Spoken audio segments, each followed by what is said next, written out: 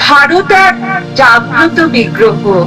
ভারত কেবল মৃত্তিকা, নদ নদী, পাহাড় পর্বতের সমষ্টি নয়, কিংবা দেশবাসীর একটি সমষ্টিগত নামমাত্র নয়। ভারত একটি জীবন্ত সত্তা, এতখানি জীবন্ত যে বলা যেতে পারে যেন শিব। ভারত ভগবতী দেবী।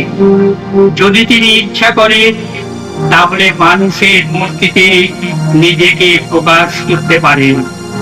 যেমন ব্যক্তি মানুষের রয়েছে অন্তরাত্মা, যা তার আসল সত্তা, যা তার ভবিষ্যৎকে অল্প বিস্তর প্রকাশে নির্ধারণ করে চলে, তাই হলো দেশের আত্মা, জাতির অন্তরের আস্থার মূল কেন্দ্র। দেশে যা কিছু সুন্দর, মহৎ, শ্রেষ্ঠ ও উদার, সে সবই উৎস।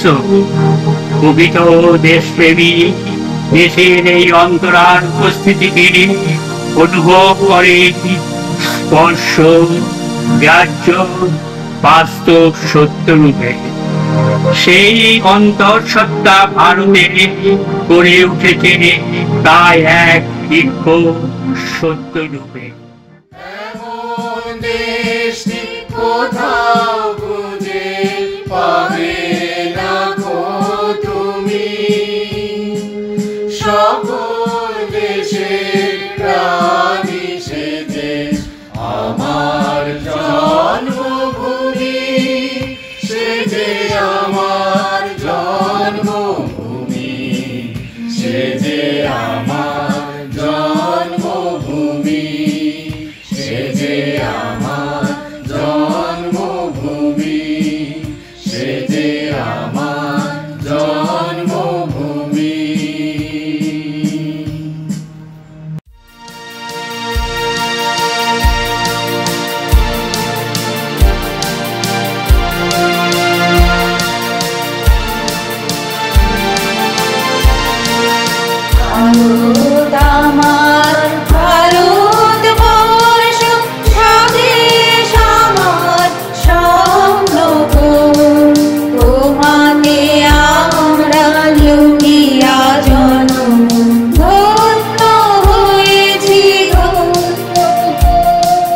ভারত আমার, ভারতবর্ষ স্বদেশ আমার স্বপ্ন গো, তোমাতে আমরা লোভিয়া জনম ধন্য হয়েছি, ধন্য গো।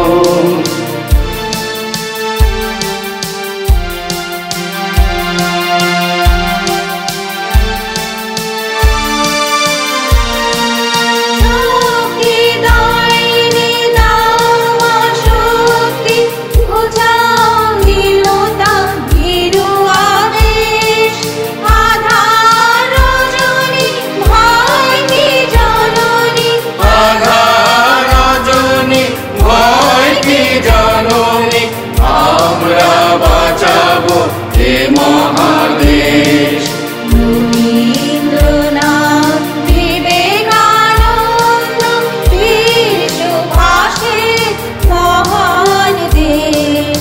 নাহি তো ভাবনা করি না চিন্তা, হৃদয়ে নাহি গো ভয়ের লেশ।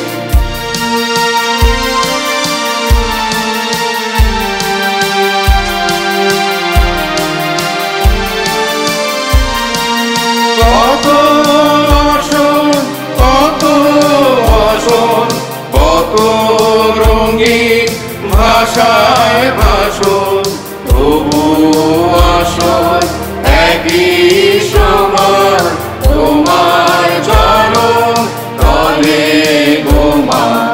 এ দেশ, এ দেশ আমার, এ দেশ, এই মাটিতে জন্মেছি মা, জীবন মরণ তোমার শরণ, তোমার চরণ ধুলি বাবা। এ দেশ, এ দেশ আমার, এ দেশ, ধন্য হয়েছি, ধন্য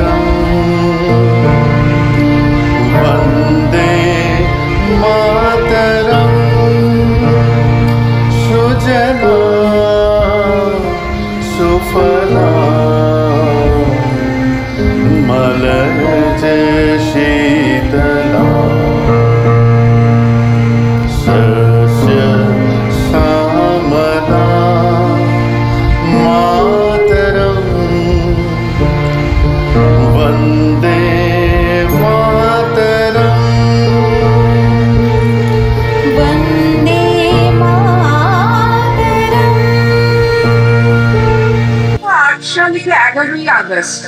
কিংসফোর্ড বন্দে মাতরম বলার দোষে যে বালককে বেত মারার হুকুম দিয়েছিল ব্রিটিশ সরকার, তারই পক্ষে দাঁড়িয়ে ক্ষুদিরাম বসু ও প্রফুল্ল চাকি সাহেবের গাড়ি লক্ষ্য করে বোমা চালালেন মুজফ্ফরপুরে।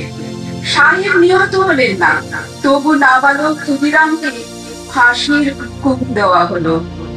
জননী গুলহ তুলে বক্ষে, সন্তন বাস দেহ তুলে চোখে, কাঁদিছে তব চরণ তলে ৩০ কোটি নর নারী গো।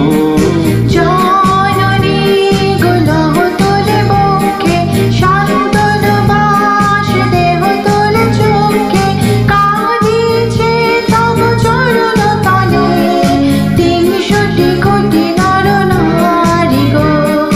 মুক্তির মন্দির সপাল তলে কত প্রাণ হলো বলিদান, লেখা আছে অশ্রু জলে, লেখা আছে অশ্রু জলে, লেখা আছে অশ্রু জলে। ৯ সেপ্টেম্বর ১৯১৫ ইংরেজদের সাথে সম্মুখ সমরে স্বাধীনতা ছিনিয়ে নিতে অস্ত্র লুণ্ঠনের পরিকল্পনা করে যতীন্দ্রনাথ মুখোপাধ্যায়। বালেশ্বরে সঙ্গীদের নিয়ে জাহাজ থেকে সেই অস্ত্র নামাতে গেলে ইংরেজ বাহিনী তাদের ঘিরে ফেলে। বুড়িবালানের তীরে তাদের লড়াই বাড়ে বিরাট ইংরেজ বাহিনী বনাম বাঘা যতীন ও তার ৪ সতীর্থদের। এককালে শুধু ভোজালি হাতে যিনি বাঘ মেরেছিলেন, সেই বীর সেদিন লুটিয়ে পড়লেন। আমি হাসি হাসি করব ফাঁসি, দেখবে ভারতবাসী। ও মা হাসি হাসি করব ফাঁসি, দেখবে ভারতবাসী। একবার বিদায় দে মা, ঘুরে আসি। একবার বিদায় দে মা, ঘুরে আসি। 18 এপ্রিল 1918 মাস্টারদা সূর্য সেন ও তার 65 জন শিষ্য মিলে পরিকল্পনা করে চট্টগ্রামে ব্রিটিশ পুলিশের অস্ত্রাগার লুট করেন এবং তার লুকিয়ে আশ্রয় নেন জালানাবাদ পাহাড়ে। এর 4 দিন পর ব্রিটিশ বাহিনী খুঁজে বার করে মাস্টারদা ও তার সঙ্গীদের। সেদিন বাস্তবে সূর্য ছিল সূর্য সেনের রক্তে লাল। আহ্বান শোনো আহ্বান, আছে মাঠ ঘাট বন পেরিয়ে, দুস্তর বাঁধা প্রস্তর গেলে বন্যার মতো বেরিয়ে। আহ্বান শোনো আহ্বান, আছে মাঠ ঘাট বন পেরিয়ে, দুস্তর বাঁধা প্রস্তর গেলে বন্যার মতো বেরিয়ে। যুব সঞ্চিত শক্তি দিয়েছে সারা, যুবকের শুনলো কিশোরদের ইশারা। যুব সঞ্চিত শক্তি দিয়েছে সারা, যুবকের শুনলো কিশোরদের ইশারা। কাত্তা দুর্মোচ্চল চারে দুর্বার বেদে দুটিনি, উত্তাল তালে উত্তাল নাচে মুক্ত সাথে নলিনী। যাত্রা শুরু উত্তল তালে দুর্বার বেদে দুটিনি, উত্তাল তালে উত্তাল নাচে মুক্ত সাথে নলিনী। 8 ডিসেম্বর 1930 বিনয় বসু, বাদল গুপ্ত, দীনেশ গুপ্ত সাহেবী পোশাকে ট্যাক্সি থেকে এসে নামলেন রাইটার্স বিল্ডিং এর সামনে। সোজা উঠে গেলেন দোতলায়। সামনেই শিমশানের ঘর। দ্বাররক্ষীদের ঠেলে ঢুকে গেলেন ভেতরে। বন্দুকের আওয়াজে গর্জে উঠল রাইটার্স। লুটিয়ে পড়লেন শিমশান। এরপর রাইটার্স বিল্ডিং এর অনিন্দ্র বারবার গর্জে উঠল বিপ্লবীদের গুলির শব্দে। তারপর টেগর সাহেব তার বাহিনী নিয়ে ঘিরে ফেললেন বিনয়, বাদল, দীনেশকে।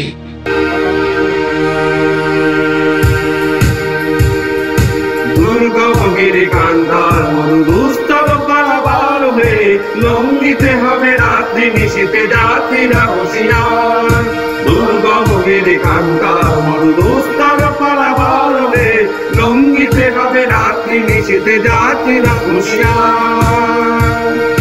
24শে সেপ্টেম্বর 1932 মাস্টারদা সূর্য সেনের মন্ত্রে দীক্ষিত প্রীতিলতা ওয়াদেদার 15 জন সশস্ত্র বিপ্লবী নিয়ে পাহাড়তলির ইউরোপিয়ান ক্লাব আক্রমণ করে আগুন ধরিয়ে দিলেন।